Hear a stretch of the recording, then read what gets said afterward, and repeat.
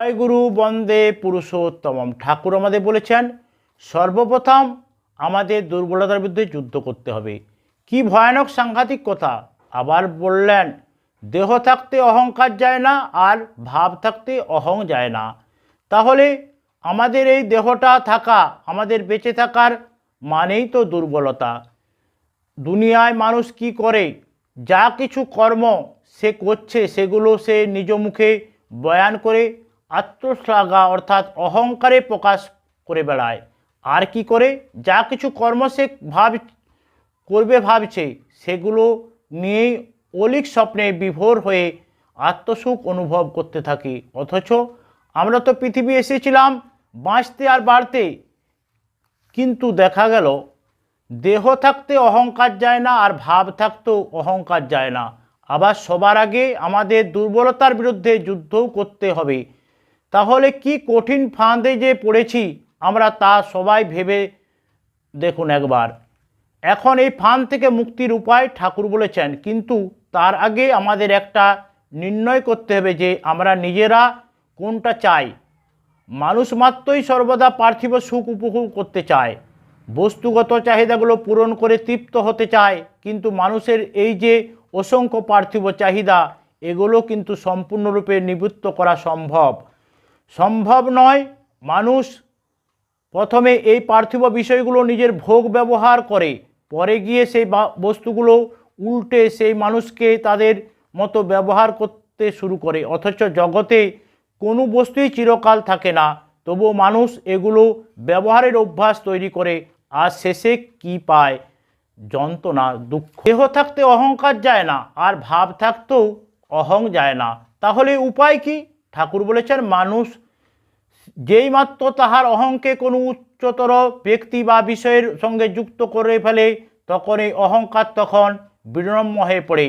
তাহলে অহং যায় না ঠিকই, কিন্তু তাহাতে সাবমিট করে তোলা যায়, বিনীত করে তোলা যায়। আমরা নিজেদের সৎসঙ্গী বলি।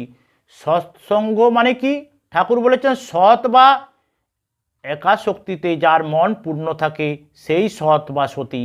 তাহলে একজন যদি সদ্গুরুর সঙ্গে ঠাকুরের সঙ্গে যুক্ত হয়ে থাকে শারীরিক ও মানসিকভাবে তাদের, তবেই সে সৎ হতে পারে। আর সৎসঙ্গী মানে সতে সংলগ্ন থাকে, যে শক্ত হয়ে যুক্ত থাকে। যে সতে সংলগ্ন থাকতে মানুষের কি হয়, তার ইচ্ছাগুলো তখন সে সৎ বা দ্বারাই পরিচালিত হতে শুরু করে। যেই সতে তার জীবন দিক নির্দেশ করতে শুরু করে। আর এই সংলগ্ন হওয়ার জন্য কি চাই? চাই অঙ্গীকার, চাই সংকল্প যে আমি থাকব তোমার সাথে। আর চাই উৎসর্গ। আমাদের যত পার্থিব সুখ আছে, যত বস্তুগত সম্পর্কগত সুখ আছে, সেই সব কিছু উৎসর্গ করে দিতে হবে। তুমি মাত্রই আমায় থাকো। হতে পারে এটা, হ্যাঁ হতে পারে আমাদের মতোই এক কর্মী দাদার কাহিনী কথা আচার্যদেব বললেন। ঠাকুরের এক কর্মী দীক্ষা দিতে বেরোলেন। এক সময় দেখা গেল তার অবসন্ন সন্তান সম্ভবা পুত্রবধূ ভয়ঙ্কর বিপদগ্রস্ত, গর্ভের মধ্যে শিশু উল্টে গিয়েছে, তার নাভি জড়িয়ে গিয়ে গলায়। একদিকে সন্তানের মায়ের হিমোগ্লোবিনের মাত্রা কম, সেই জনপদে তেমন উচ্চমানের কোনো চিকিৎসালয় নেই যে এরকম জটিল বিপদ সামলাতে পারে। মা শিশুর মধ্যে কোনো একজনের প্রাণ যাবেই। সেই কর্মী কয়েক মুহূর্ত কি চিন্তা করলেন, তারপরে কোনো দিকে না তাকিয়ে পাঞ্জার ব্যাগ আর দণ্ডটা হাতে তুলে নিয়ে বেরোবার জন্য উঠে দাঁড়ালেন। তার ছেলে তো বাপের উপর রেগে অগ্নিশর্মা, স্ত্রী বিষণ্ণে হতবাক। ঘরে এই পরিস্থিতি, আর তিনি দীক্ষা দিতে বেরোচ্ছেন। তিনি কিন্তু কারো কোনো কথায় কর্ণপাত করলেন না, বেরিয়ে গেলেন। যথারীতি দীক্ষার সমস্ত কার্যক্রম শেষ করে যখন সন্ধ্যায় ঘরে ফিরলেন, তিনি তার ছেলের এমন এসে পায়ে লুটিয়ে পড়ে কাঁদছে, বাবা আমায় ক্ষমা করে দাও, আমি বুঝিনি। জানা গেল এর মধ্যে বৌমার গর্ভের শিশু কিভাবে যেন আবার সঠিক দিকে ঘুরে গিয়েছে, তার গলায় ফাঁসও খুলে গিয়েছে, সম্পূর্ণ নিরাপদে স্বাভাবিক প্রসব হয়েছে। তাহলে সেই কর্মী কি করলেন? তিনি নির্বাচন করলেন সৎ আর সংসারের মধ্যে। সেই সৎকে, আমি সতে সংলগ্ন থাকব, হে গুরু আমি তোমার সঙ্গেই থাকব, কথায় বলে শ্যাম রাখি না কুল রাখি। সেই কর্মী যখন শ্যামকে রাখলেন তার কুল কিন্তু আপনার থেকে রক্ষা পেল। আর এটা বারবার হবে, প্রতিবারেই হবে। কিছুদিন আগেকার করমণ্ডল এক্সপ্রেসের সঙ্গে আরেকটি এক্সপ্রেস ট্রেন এবং আরেকটি মালগাড়ির একসঙ্গে মুখোমুখি এক ভয়াবহ সংঘর্ষ ঘটল। সেই বিভৎস ঘটনা, দুর্ঘটনা, যেখানে প্রত্যেকটি কামরায় প্রায় প্রত্যেকেই হত বা নিহত হয়েছেন, সেখানে যে কামরায় যতজন গুরুভাই ছিলেন সবাই রক্ষা পেয়ে গেলেন, কারো কিছু হয় না। সংযোগটা এমনই, ওই দুর্ঘটনা মুহূর্তে তখন আমাদের সান্ধ্য প্রার্থনার সময়, আর গুরুভাইরা সেই যেভাবেই হোক ওই মুহূর্তে শুধু ওই প্রার্থনায় সূত্র ধরেই তারা ইষ্টের চিন্তায় মগ্ন ছিলেন। তাহলে কেবল ওই মুহূর্তে মগ্নতার জেরেই তারা প্রত্যেকে এইভাবে রক্ষা পেয়ে গেলেন, একমাত্র সেই সতে সংলগ্ন থাকার কারণেই। তাই সতে সংলগ্ন থাকার জন্য আগে লাগবে নিজের অঙ্গীকার, নিজের উৎসর্গ। আর কি লাগবে?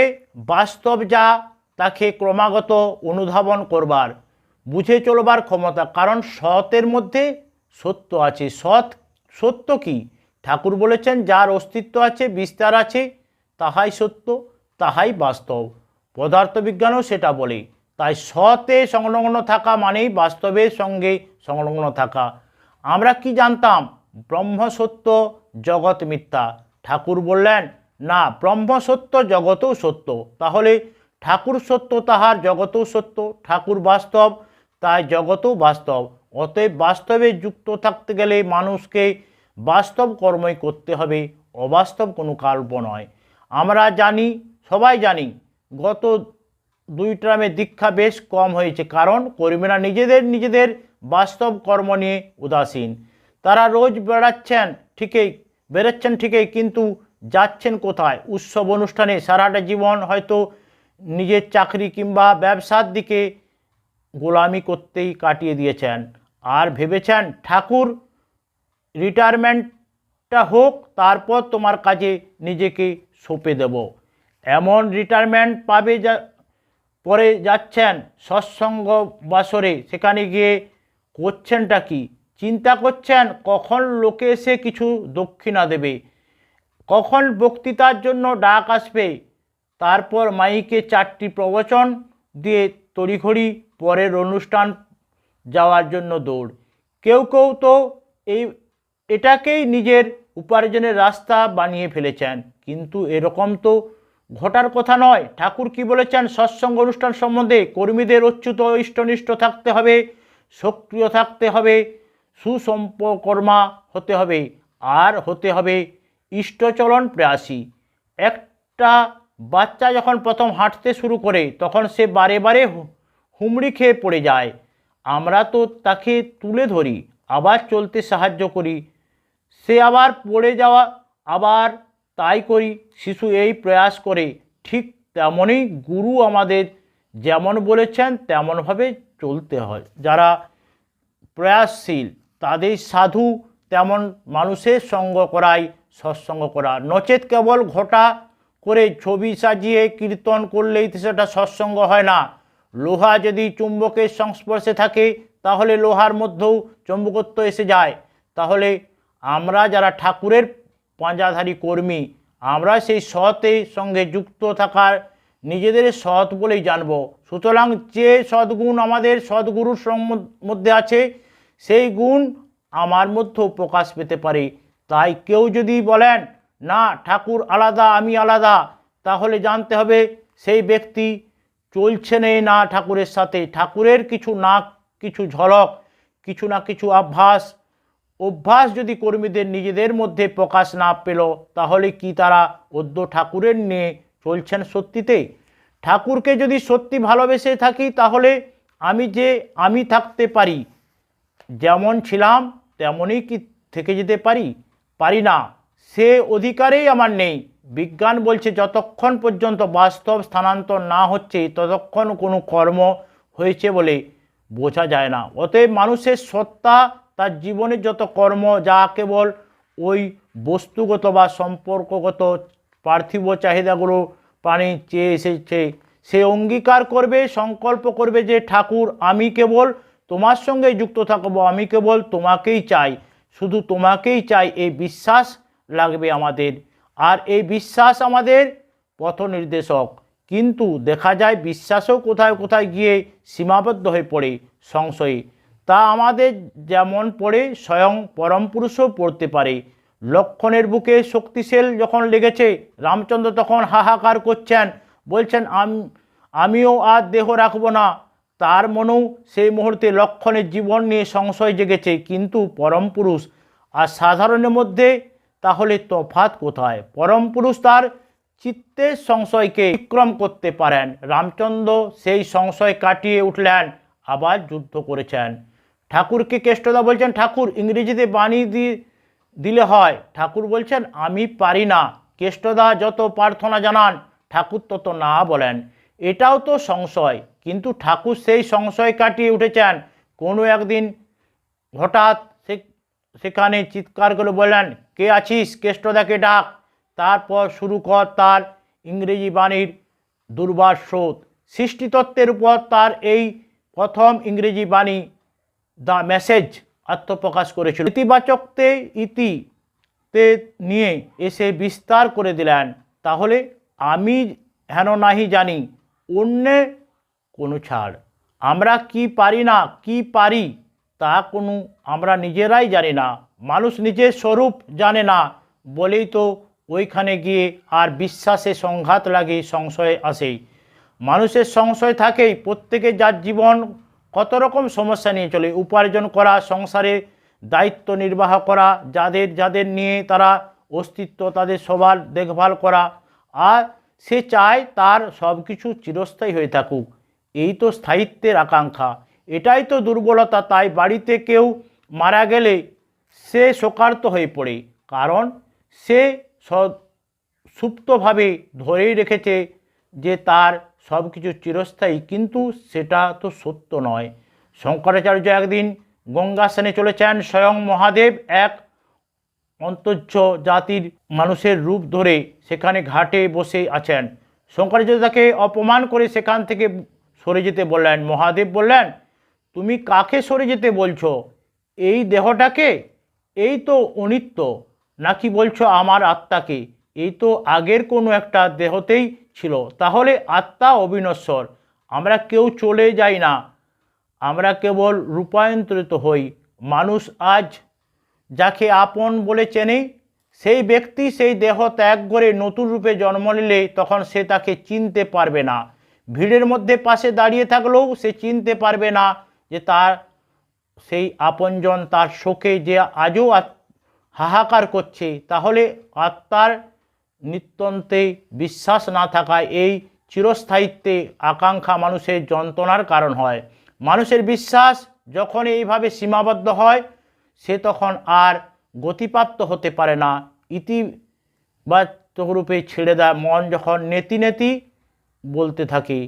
ঠাকুরের এক ভক্তের কাহিনী আচার্য বললেন। ঝাঁঝা রেল স্টেশনে স্টেশন মাস্টার ছিলেন সুবোধ সরকার। দেওঘর থেকে ঝাঁঝা রেলপথে প্রায় 46 কিলোমিটার। ঠাকুরের আদেশ যখন সুবোধের উপর যে সেখান থেকে একটি বিশেষ ভেষজ লতা সংগ্রহ করে আনতে হবে পরের দিন সূর্যোদয়ের আগেই। যখন সেই যুগে রেল স্টেশনে সংখ্যা ট্রেন ছিল না, সুভদ্রা সন্ধ্যার মধ্যেই সেই লতাগুল্ম সংগ্রহ করে ফেললেন বটে, কিন্তু ততক্ষণে শেষ ট্রেন চলে গিয়েছে। এবার তিনি ঠাকুরবাড়ি ফিরবেন কিসে? তার মনে সংশয় দেখা দিল। কিন্তু তিনি তো সংশয়কে সরিয়ে দিলেন। তিনি নেতিকে ছেড়ে ইতিকে ধরলেন। তার সেই শূন্য রেল স্টেশন ধরেই হাঁটতে শুরু করে দিলেন। সমীক্ষা বলছে একজন সুস্থ মানুষ একটানা বড়জোর 3 ঘন্টা হাঁটতে পারে, তাও তাতে বড়জোর 20 কিমি অবধি যেতে পারে। আর সেই রাতে সুভদ্রা হাঁটলেন 10 ঘন্টা, পাড়ি দিলেন ওই 46 কিমি পথ। ক্ষতবিক্ষত শরীর। বিজ্ঞান বলবে এনাকে এই মুহূর্তে বিশ্রাম দিতে হবে, কিন্তু প্রেরণা, যে প্রেরণা তাকে প্রতি মুহূর্তে উচ্ছ্বাসিত করে রেখেছিল, সে তাকে সূর্যোদয়ের পূর্বে গুরুর কাছে পৌঁছাতেই হবে। যে প্রেরণা তার নেতিবাচককে ইতিবাচক নিয়ে গেছে, তাকে অবিরাম বলে গেছে, হ্যাঁ তুই পারবি। সেই প্রেরণা, সেই পরাগতার জোরে তিনি তখন সেই ওষুধি লতার বস্তা নিয়ে ঠাকুরের সামনে দাঁড়ালেন। আকাশে যখন সবেমাত্র সূর্য উঠছে, ঠাকুর বললেন, এটাই তো সেই হনুমানের সূর্যকে বগলে করে নিয়ে আসার তুলনা। কে করেছেন এই অবিশ্বাস্য কর্ম? আমাদের মতো সৎসঙ্গী মানুষই তো করেছেন। প্রত্যেকেই আমরা সেই ইতিবাচক সঙ্গের মধ্যেই তো থাকতে চাই, আর তাকেই তো সৎসঙ্গ বলে। আমরা সেই সতে অচ্যুতভাবে সংলগ্ন থাকবো আর চেষ্টা করে যাব। কেউ দীক্ষা নিতে পাচ্ছেন কি পাচ্ছেন না সেটা বড় কথা নয়, তিনি নিরন্তর চেষ্টা করছেন কি না বড় কথা সেটাকেই। দীক্ষাপত্রের কাজ যেখানে হচ্ছে সেখানেই তো যাজনও হচ্ছে, তাহলে সেখানে নতুন দীক্ষা হবে না কেন? তাই ঠাকুরের কাজে মেতেছে, অথচ প্রবীণদের মনে সংশয় যে এরা অদ্য তাদের কথা মানবে কিনা। কিছুদিন আগে আমি বিখ্যাত চিত্রতারকা অমিতাভ বচ্চনের উপর একটা প্রবন্ধ পড়েছিলাম। অমিতাভ বচ্চনকে এককাল বলা হতো ওয়ান ম্যান ইন্ডাস্ট্রি, অর্থাৎ যার এত জনপ্রিয়তা ছিল তিনি একটা গোটা ফিল্ম ইন্ডাস্ট্রিতে লাভজনক বাণিজ্য এনে দিতে পারতেন। সেটা তিনিই যখন বয়সকালে কাজ কমে আসায় অর্থের সংকটের মুখে পড়লেন, তখন নতুন প্রজন্মের কাছে হাত পেতে কাজ চাইতে তার কোনো লজ্জা লাগেনি। তাহলে অমিতাভ বচ্চনের মতো ব্যক্তিত্বে যদি ভিক্ষা করতে সংকোচ না হয়, তাহলে ঠাকুরের মানুষ, ঠাকুরের কর্মীরা কি নতুন ছেলেপুলেদের ডেকে একটু বলতে পারবেন না, ভাই তোমাদের ওখানে দীক্ষার ব্যবস্থা করো, আমি যাব? কোথায় আটকাচ্ছে তাদের? আজ দীক্ষা পত্রিকায় চতুর্দিকে নিরন্তর যাজনের প্রবাহ চলছে। মায়েরা যাজন করছেন, দাদারা করছেন, ছোট ছোট ভাইয়েরা যাজন করছে। যারা আজ বৃদ্ধ হয়েছেন, হতেই পারে যে তারা হয়তো কিছু কম কাজ করতেন। আবার এমন হয়েছে, আমার কাছে এসেছেন ঠাকুরের একজন ঋত্বিক, যার বয়স 100 বছর, তার দুই পায়ে তার চলার সামর্থ্য নেই। তিনি আমাকে বলছেন, দাদা আমি আর পাচ্ছি না। আমি তার সংশয় উড়িয়ে দিয়ে বললাম, আপনি রামায়ণ পড়েননি? কুম্ভকর্ণের সঙ্গে রামচন্দ্রের যুদ্ধ হচ্ছে, রাম কুম্ভকর্ণের হাত পা সমস্ত কেটে দিয়েছেন, তারপরও সেই গড়িয়ে গড়িয়ে এগোচ্ছে রামচন্দ্রকে ধরবে বলে। তাহলে শয়তান যদি তার লক্ষ্যে এখন অবিচল থাকতে পারে, তবে আপনি কেন পারবেন না? শ্রী আচার্যদেব কথা বলছেন। 102 বছরের একজন ঋত্বিক সেদিন এসেছিলেন দেখা করতে, বললেন, দাদা আমি আরও বাঁচতে চাই, আরও ঠাকুরের কাজ করতে চাই। এদের থামানোই যাচ্ছে না। কারণ কি? প্রেম। এদের প্রেম এমন এক উচ্চ বিন্দুতে আটকে আছে যে তারা নিজেদের শরীর নিয়ে ভাবনা নেই, চলে যাওয়া তাড়া নেই। যতদিন আছেন ঠাকুরের কাজ দেখে যাবেন, এমনই তেজ। আর আজ এই কথা শ্রী আচার্যদেব সকলকে বলছেন। সকলকে জয় গুরু বন্দে।